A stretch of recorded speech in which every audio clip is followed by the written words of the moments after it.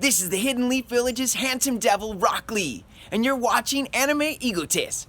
After this, you can do 51 sit-ups or watch all 51 episodes of Rock Lee and his ninja pals. Rock Lee. Leaf Hurricane! Welcome to the Anime Egotist, where, frankly, we're probably the villains of any series. Yep. Anyways, we got me, Foster. I'm here, but nope. Somebody who else is here is my co-host. Say hello. I'm Williamson. That is right. And we love anime. We love anime characters, music, but we love fights in particular, particularly Naruto fights. Unfortunately, not every Naruto fight seems to love us back, and that's pretty hurtful. Yeah, and it could be anything. I mean, poor animation in some cases. Other times they have just no build up, or when they try to do the reason this fight is such a big deal, it doesn't have the payoff that other fights in the series have. Exactly, and that's why we're here to talk about our least favorite Naruto fights in the series. Don't fret. We like to be positive, guys. So sometime down the line, we'd love to do a best of list. Although I'm pretty sure a lot of our best Naruto fights could potentially be the same. Yeah, there are some really good ones, but they're usually a lot of them are obvious. Yeah. Anyways, worst Naruto fights. You want to start us off, buddy?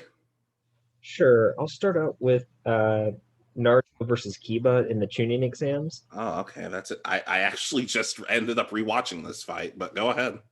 So this really could have been Naruto's big moment. I mean, he was always the last kid, it seemed like, in the start of the series. He was supposed to be the lowest in skill and all that. And Kiba was either middle or higher end based on the way they made everything sound. So they really could have done something where Naruto, like, he was like, I'll go easy on him or something, and did such a much better job instead of the fight we got where it's just like, wow, Naruto still sucks. And then it ends only because Kiba has a good sense of smell and Naruto apparently had beans for lunch. Yeah, I guess the fight itself isn't that bad because Naruto actually gets kind of smart because he transforms into, oh, that's my stomach. He transforms into Akamaru at times to kind of fool Kiba, and it does lead to some pretty smart moments. My biggest problem with this fight, besides the whole fart in the face thing, is that they kind of tease that when, like, it shows back in the academy when Naruto's like sucking and Kiba's like, huh, what an idiot. And later in the series, it shows that Naruto, Shikamaru, Choji, Kiba, and Neji wasn't part of their class. But it showed that they were kind of the troublemakers, kind of the goof offs. It shows all four of them as kind of friends. So it seems kind of odd that all of a sudden they're just showing Kiba as, oh, look at this door. Or I'm like, weren't you guys friends at the academy? Sort of, kind of, I don't know. Of course, they fixed that once Naruto beat him, and they actually see Naruto and Kiba, oddly enough, seem like the most alike out of everybody else in the series. But that's, I don't know. They didn't have to make them enemies at that point, in my opinion. Yeah, I really think that this could have been Naruto. Like, they should have made Kiba like in the top 5 students, like, and that it's revealed either before the fight, like in the first part of it, and Naruto again is the last and to graduate. So have it be that Naruto has to really earn this. He's fighting to be recognized by his peers, pretty much, and they kind of do it, but the end of the fight is what gets me. Is that's the issue I have? Is it's like, oh, well, Kiba was about to probably win, and then, no, he farted. Okay. Yeah. And something tells me that's not going to be the last Chunin exam preliminary match on one of our lists. There's some really great ones in this arc. But that's not this video. That's for another time. And speaking of which, can I go next? Okay, so mine is Shikamaru in the Chunin exams. Shikamaru versus the Bell girl. Yeah, I don't even know her name. I don't even know her name. Hey, you might be thinking, oh, well, shouldn't you have learned her name at this point? I'm like, no, she did like nothing in the series. So the point of this is to basically show, even though he's lazy, Shikamaru is really, really smart. And there are times this fight shows that, like when she throws the bells at him and he uses the shadows from them to connect to her. That's all really well and good. But for me as a kid, I got super excited because when I played the video game, Shikamaru had the Shadow Strangle Jutsu, and it was one of the coolest jutsu I'd ever seen. But instead, he just throws the shuriken and just leans back, and she just gets knocked out. Like, I don't. How do I feel about this? You tell me. Yeah, the thing with early Shikamaru, especially, his fights until the Sasuke retrieval arc aren't the really best. I mean, Kin, that's her name. okay. I mean, his fight with Tamari is okay. Yeah, it's not bad. I mean, again, it shows his tactical genius, but still, like, I think throughout the forest part of the Chunin exams, him and their team 10, I think, right? Yeah, team 10 I thought they were are 9. I don't know. are running around hiding from everybody, and it's just sort of, and they don't really fight. You don't see them do anything until part, pretty much.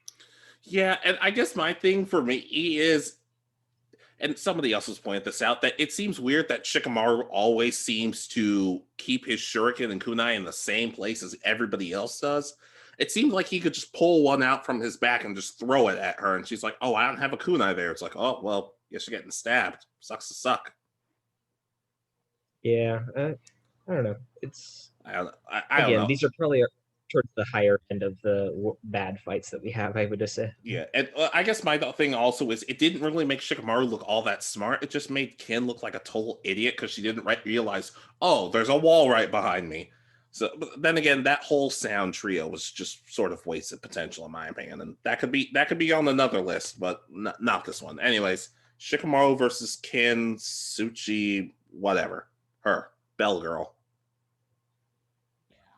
I can agree with that. I guess it's my turn now. So my next one, I kind of bent the rules, I think, because we went. I tried to avoid filler fights as much as possible, I but tried. there are some that, as a kid, not knowing what filler was, you don't realize that this is a filler. It was Naruto and oh god, what's their sensei's name? Iruka. Iruka versus Tiger Mitsuki. Oh Jesus Christ! They literally bring the first villain back in like the second filler arc of Naruto during the 50 filler arcs that they do, that they smacked on the end of it to extend its run. And again, as I said, it's one of the first ones. So as a kid, I didn't even realize that this was filler. Oh, okay, it's the show's continuing despite having a possible time skip or something going on here, which Yeah. is actually what happens. But so this fight, this is kind of a whole thing with this arc, is that they give Mitsuki a connection to Orochimaru that doesn't feel earned. Yeah, it didn't make a whole lot of sense when you really start to think about it. I would have much preferred he met someone in prison.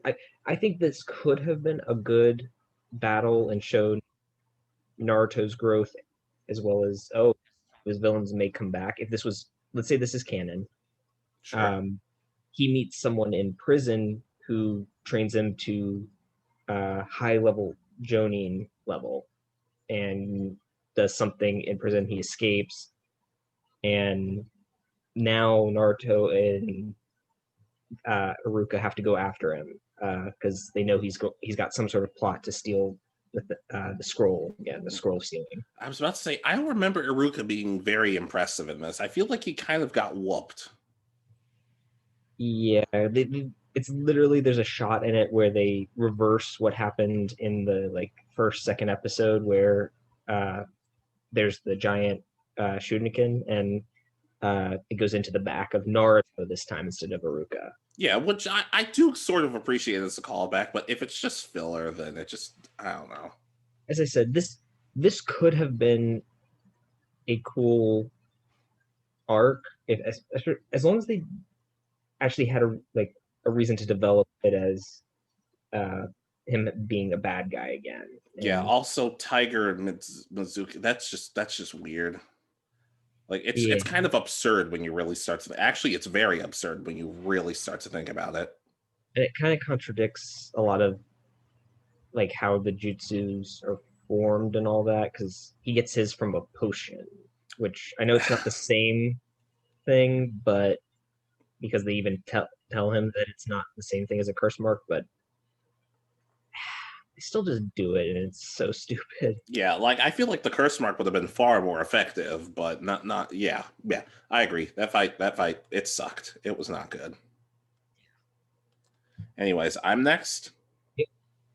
Okay, so I'm gonna jump ahead quite a bit, and I'm gonna go to a Boruto fight, and this does feel kind of like cheating, but I don't care.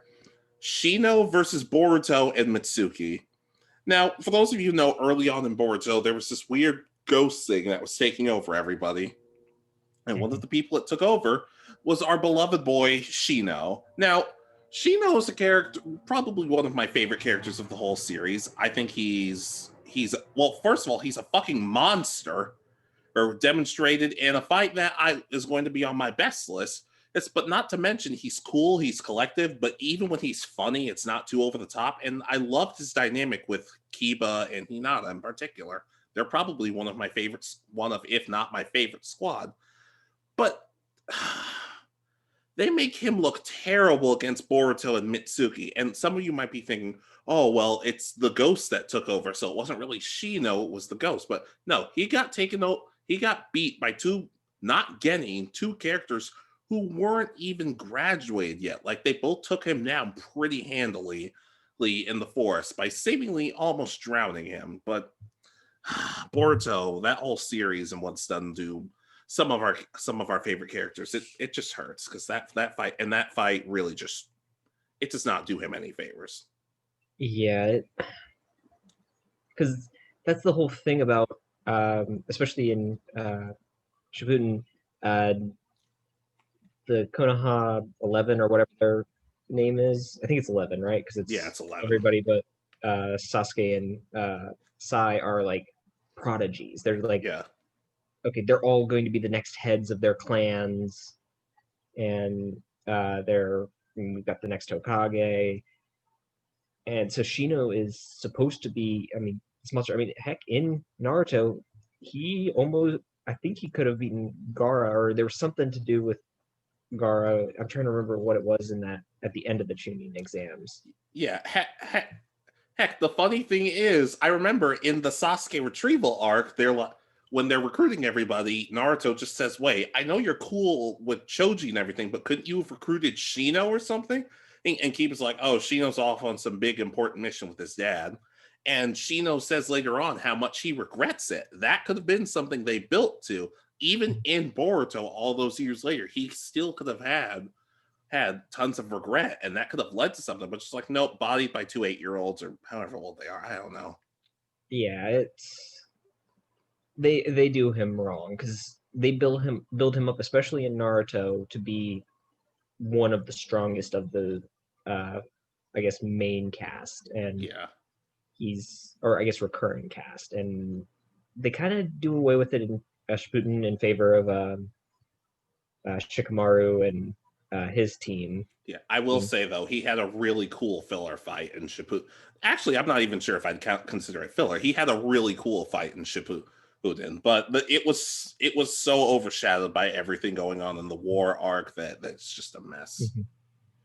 Yeah, but I would agree that you a lot of it seems like, and this happens a lot in anime. They when you get to this, if they make a sequel series, they bring in characters and then make them so overpowered that like there's no room for growth, and then when they face the old characters, then they just kind of make the old characters look like, wow, well, why did we even follow them if they're this weak?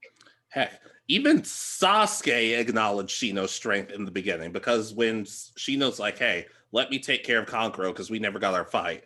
Hey, Sasuke's like, oh, you better catch. I assume you're going to catch up with me. And they kind of have a little bit of a gab back and forth, which I think, oh, that would have been an interesting dynamic to explore. Or heck, when Naruto catches up to Sasuke and he's like, all we did was try and find you. It's just like, well, those guys would have expected you to send Shino. I'm like, okay, if Shino had been on all of these missions, none of this would have happened. But but whatever. He got bodied in Boruto. Let's just move on before I start crying. Yeah. Okay, so my next one, I'm going to jump towards the end of the series, and this is one of the big fights. So I guess this is going to be big spoiler alert. Oh no! If you haven't finished Shippuden, I would skip ahead. Oh no! This is Team 7 versus Kaguya. Why? This is more to do with the fact that they introduced her all of a sudden at the end of the series. It's like you've built Madara up.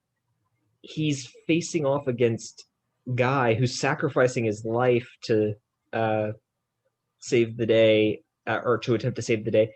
And yes, you know that it's going to end up being Team 7 that's going to actually win the day, but that could have been such a much bigger, like him going, Madara going through either more transformations and gaining more power, versus Kaguya, who, oh, well, now we've got this rabbit lady. Okay, why? So that's what she was. So it's not necessarily. So it sounds like to me, it's more of a why. It's not necessarily this fight was bad. It sounds more like just why did this fight even need to happen? Yeah, they had a built-up villain who's been built up pretty much since the start of the second series in Shippuden, and then all of a sudden, oh, he's not strong enough to be our villain. We're gonna bring in this lady who we've done 3 episodes on to introduce her, and then now we're done. You see, this would have been a great time to bring out Tiger Mitsuki. That would have been a much better. He would have been a much more effective final villain. And I say that with sarcasm, but am I that far off? Am I really? They could have done something as like him being not related to Madara, but done something where he was serving Madara and the Akatsuki beforehand. Yeah. But yeah, I don't have much more to add on to other than that, though. This is one of the fights that it still looks good because I think they used the movie animation a lot in this fight, but why did they brought in a villain that I don't care about? I mean, I think they brought her in because they had the idea for Boruto towards the end of Shippuden, and I think they had a lot of those characters in it from an alien race or something. I don't really understand, and I haven't followed. Remember when Naruto was about ninjas and not like gods or aliens or stuff like that? Remember when Dragon Ball was just about tournament arcs and not about aliens? That's a good point. Well, Goku was an alien, so that feels kind of like cheating, but I understand what you mean. Yeah. So anyways, me next. Yep. Okay, this feels weird because this was a filler part inside of pretty much. Well, this was a filler part in kind of a canon arc, but this is during the Kazekage rescue mission. Team Guy versus Team Guy clones, thanks to Kisame. Oh God, yeah, I agree about this one 100%. You should not be able to make a fight between two might guys boring. I have no idea how they managed to do it, but hats off to them. They somehow managed to pull it off. And the thing is, we see these characters like 2.5 to 3 years later. We should be seeing them better, stronger, faster. And look, the idea of fighting yourself can be interesting, but it should not have been the first thing these guys have come up against. And this was the wrong arc to do it, and it was just boring. It was a boring fight to watch. Well, it doesn't help that I think, if I remember correctly, like half this fight is zoomed out, like one specs jumping around. So yep, it's like you could have made this interesting if these clones give them a personality. So that's like the opposite of the character. So they're literally fighting themselves, but with like a different personality. So guy is not motivational, and he's all about I want to get old so I can retire or something. If Yeah. they had jokes and made this fun, I think this fight could have been a lot better. Heck, I thought Teen Titans did a better job of this during Raven's big arc. They all fought each other. They were all getting their asses kicked, and they just said, you know what? Everybody switch. Beast Boy, you fight Sakura. Evil Starfire, Cyborg, you fight Evil Beast Boy. That could have been a cool thing that they did.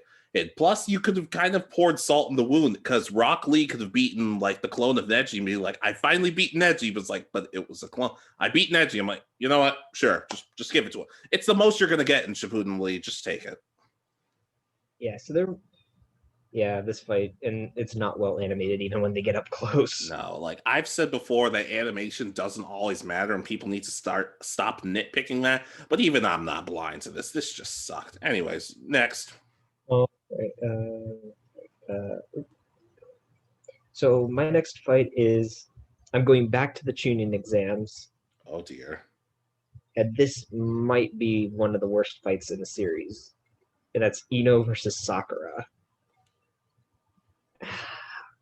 This could have been shown that Sakura had some sort of worth in this first series.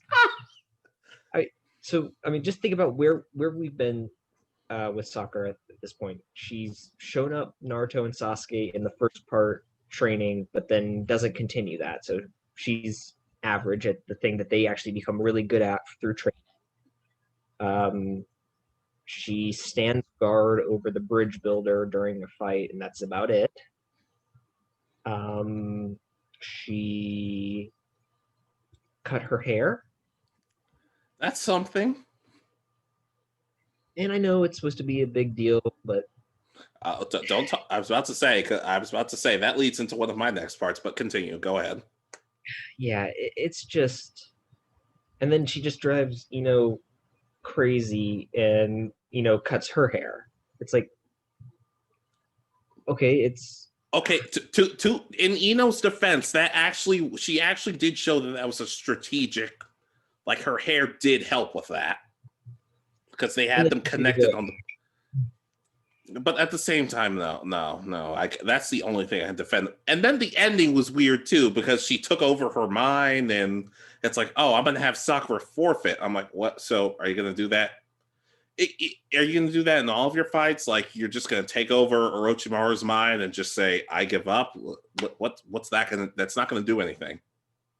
Yeah, this fight just.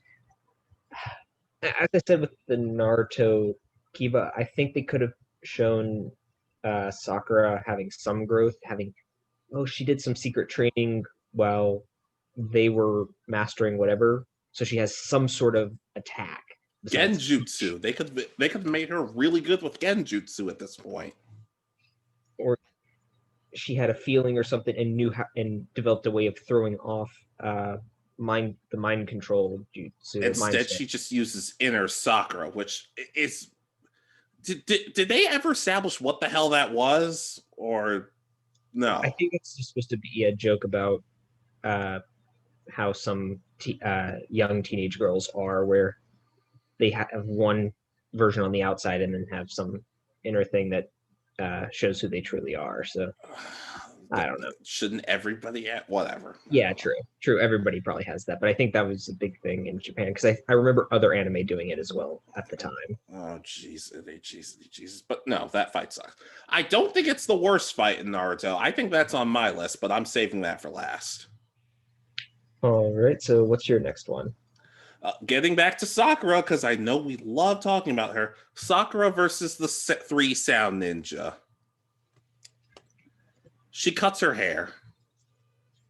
And once again, I really like this moment as a kid because Sakura's like, oh, okay, I'm going to step up. I'm going to stop being protected by everyone. By Naruto, by Sasuke, even by Lee. But in the end, she doesn't. It's just a bunch of substitution jutsus and then biting someone's arm.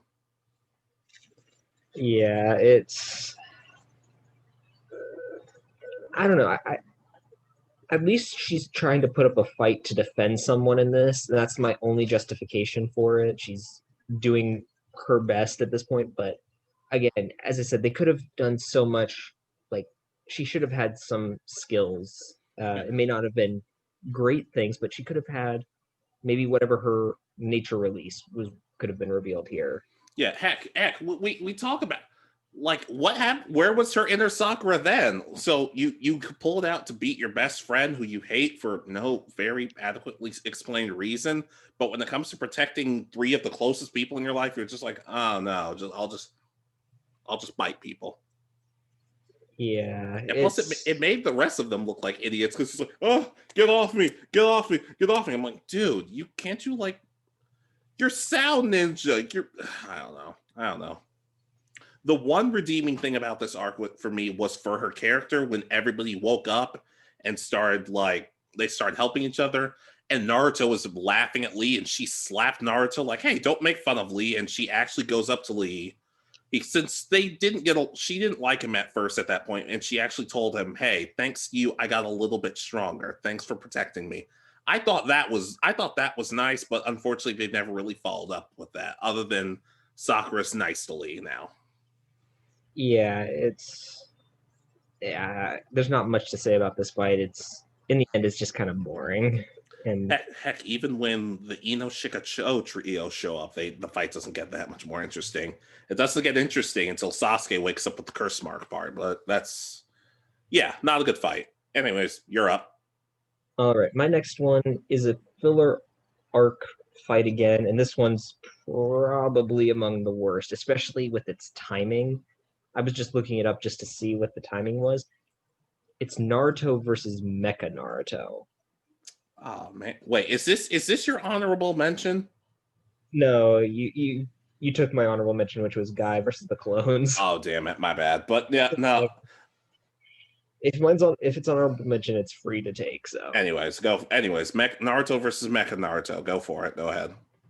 So this takes place smack dab in the middle of the Tale of Jiraiya the Gallant arc, one of probably the most important to the story arcs in the anime, because we watch what is supposed to be one of like the top 3 ninja in the world die in this arc.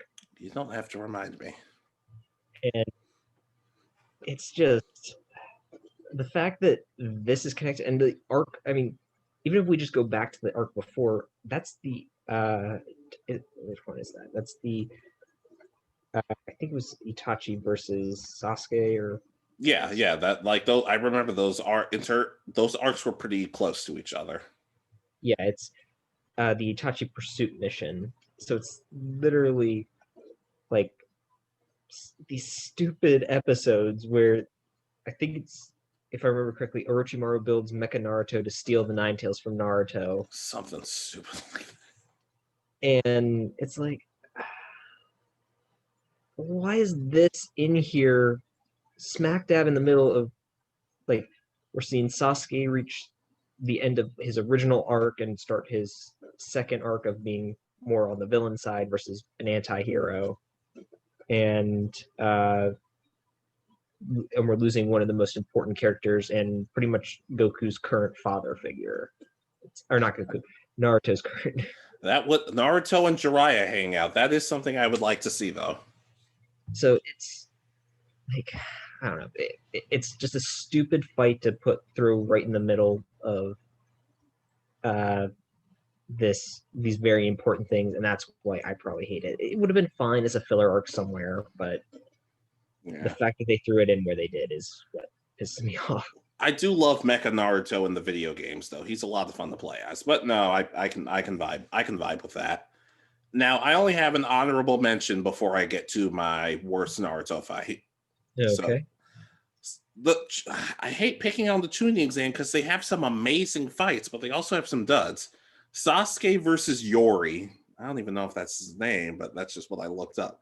Anyways, first fight of the Chunin exam, Sasuke fights Yori, some dude with glasses and some weird chakra sucking thing. Yeah.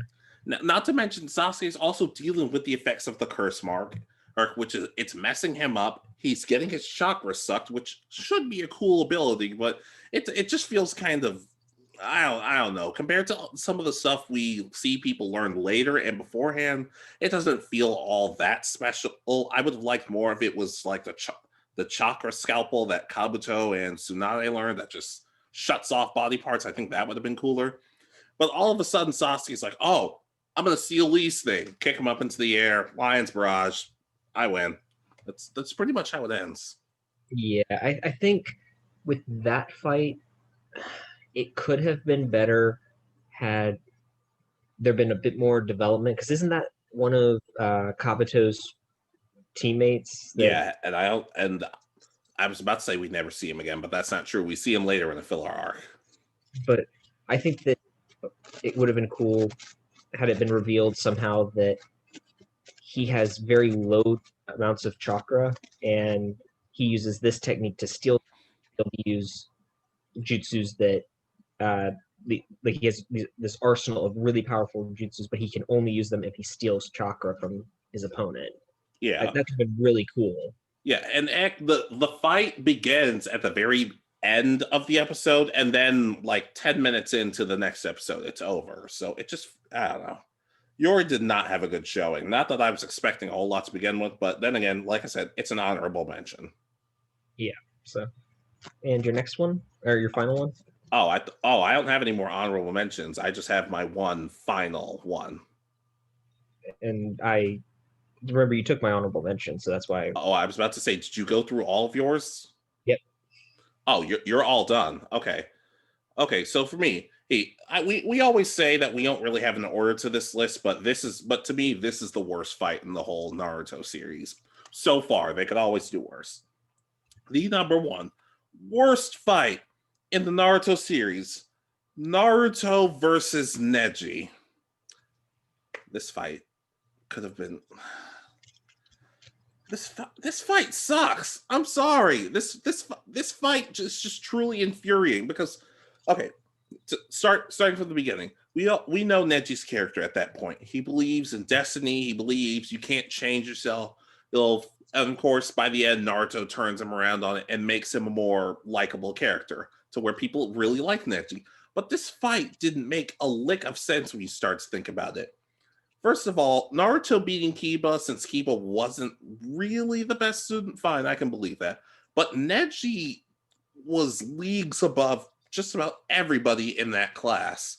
And the whole fight, he was a year older as well. That's right. And he was destroying Naruto the whole time. Before Naruto gets the Nine Tails chakra from that point, Naruto maybe gets one hit, if that. And the whole fight is just Neji doing all these different attacks. And, well, not really all these different attacks. It's more of rotation, hitting the chakra points, while Naruto's just like, Shadow Clone, Shadow Clone, Shadow Clone, Shadow Clone, Shadow Clone. Like, you're telling me you didn't have a scroll or something that you could have used an attack with? You couldn't have learned anything besides the summoning jutsu, which you didn't even use in the fight. And just at the end, Neji uses the jutsu, 8 trigrams, 64 palms, one of my favorite techniques that in all seriousness, nobody should be getting up from. No, in reality, that should at least be able to, if it doesn't kill you, that should be enough to like knock you out for a good period of time. Because it's not just an attack. It knocks off your connection to chakra. But Naruto's just like, oh, wait, Nine Tails, boom. Yeah, this fight, it really does Neji a disservice, especially the end, because he's taken almost no damage throughout the entire fight, and then all of a sudden gets one punched and taken out. Yeah, and the worst part about, like, and a lot of people are saying, well, how would you have had Naruto win? Well, that's the thing. I wouldn't have. I would have had Neji win. I would have had Neji win, and maybe at that point he could see how much Naruto has busted his ass. Like, maybe somebody, I don't want to say maybe there's footage of it. Maybe like he really does learn what Naruto was like, instead of being like, this supposed failure took me to my limit. He didn't win, but he took me to my limit. And that's kind of my problem with the album, because they kind of show that they kind of give off the aura that Naruto was stronger, but he wasn't. Heck, when you really start to think about it, without the nine-tailed fox, Naruto is not as strong as some other people. I don't think he could beat Lee. I definitely don't think he should have beaten Neji. Shino, we could make a list of characters about it. But and the worst part is Naruto's just like, oh well, the Shadow Clone was my worst jutsu, so take that. I'm like, well, it's also your only jutsu at this point. So Yeah. I don't know. The way I think that they should have ended it would have been, okay, Neji lands the 8 trigrams, he turns away, Naruto starts getting up, the ref runs in, and Naruto's passed out on his feet, like standing hunched over. That would have been awesome. And Neji just turns and goes, thinking, oh my God, how did he get back up from that? And that could have been a really good catalyst. Again, Neji moves on, but yeah, especially considering when Naruto's win didn't mean a whole lot because the Chunin exams got interrupted later on, and only one person from that class became a Chunin, Shikamaru, in a fight that was better, but not by a whole lot. Plus, the 64 palm technique is not just boom, you're dead. It's a technique that pretty much subdues you, and it doesn't really seem fair that Naruto's just able to be like, oh hell, hey, nine-tail chakra, boom. Yeah, I know, main character, and that's why they did that. But agreed. It's again because of how they do Neji later on in the series, and I know it's supposed to be, oh, it's a few months later and he's gotten stronger. It's like, but it's only been a few months, and he got knocked out in one punch. Yeah, I was now he's surviving 100 punches from the spider guy. Yeah, I was about to say, heck, you could have had Naruto and Neji like revisit their fight, but obviously as they're like friends now, because we've seen people train together. Neji would have had no problem giving Naruto a rematch, that sort of thing. I mean, heck, the end of this leads to him training Hinata for like the rest of the series. Yeah. Then again, the one upside to Naruto winning, besides it being cathartic, is that it just gets 10-10 to shut up about Neji, because she was real. Man, the first few arcs of Naruto were not good to 10-10 because she got bodied by Tamari and she would not stop talking. I was like, oh, Neji can do all this. I'm like, yes, sweetie, we know. Shut up. I want to watch this. Yeah, it's for one-shotting one of the best characters for no real adequate reason, for nerfing one of his best techniques and making Naruto look a lot better than he should have, despite the fact that he looked terrible in that fight. To me, Naruto versus Neji is just a fight that just you can skip. Because it is honestly, in my opinion, the worst fight in the whole series. The only reason to watch it is to see Neji go from, I guess, anti-hero to one of the team. I don't know. Yeah. That's the only reason to watch it. Yeah, but this and Swag Kage did a video about how Naruto and Neji is the worst fight. Right, but that's just my 2 cents. I agree. It's terrible. It's infuriatingly bad. All right. So I think that pretty much wraps up this video. Anyways, yeah. But let us know, guys, what are your least favorite fights in Naruto? And any of the fights that you disagree with on our list, let us know. Like why do you like these fights if you like them? But like we said before, we're going to do a list of our best Naruto fights, which should be a lot less controversial. Yeah, I mean, when Naruto hits a home run on a fight, it's out of the park by a long way. So yeah, and some of those fights are excellent. But we want to make you guys feel sad first before we make you guys feel mediocre later. All right. Anyways, just let us know. Let us know. Oh, this has been Foster and Williamson. And that was the Anime Egotist with the worst Naruto fights. And with the Anime Egotist, if you disagree, you're wrong. Believe it.